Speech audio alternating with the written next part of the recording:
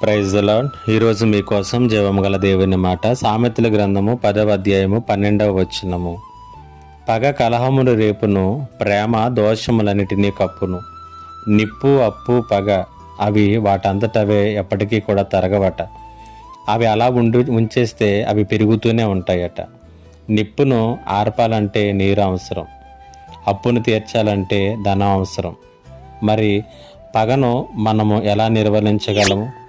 పగను ఏ రీతిగా ఆర్పగలము? దీని గురించి ఆలోచన చేసినట్లయితే జ్ఞాని అయినటువంటి సొలొమోను అంటున్నాడు, ప్రేమ దోషములన్నిటిని కప్పుతుంది, పగ కలహాన్ని రేపుతుంది అంటూ ఉన్నాడు.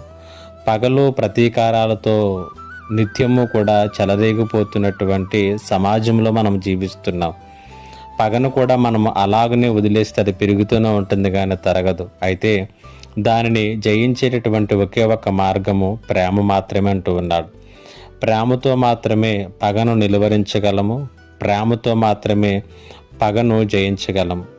ప్రేమ మాత్రమే దానికంటే బలమైనటువంటిదిగా మనం చూస్తూ ఉన్నాం. కాబట్టి నీ జీవితంలో కూడా ప్రేమ కలిగినటువంటి హృదయాన్ని మనం కలిగి జీవించినప్పుడు పగలను ప్రతీకారాలను మనం చల్లార్చగలుగుతాం. యేసుక్రీస్తు ప్రభులు వారు ఈ లోకమును ప్రేమతో జయించాడు. యేసుక్రీస్తు ప్రభులు వారు ఈ లోకంలో ఉన్నటువంటి చెడు అంతటినీ కూడా ప్రేమతో జయించాడు. ఆ రీతిగా మనము కూడా ప్రేమను ధరించుకున్నటువంటి వారముగా పగలను ప్రతీకారాలను శత్రువులను జయించి దేవునికి మహిమకరంగా జీవిద్దాం. దేవుడు ఈ మాటల చేత మిమ్ములను బలపరచునుగాక. ఆమేన్. ప్రార్థన. మా దేవా, నీకు వందనాలు, స్తుతులు, స్తోత్రాలు.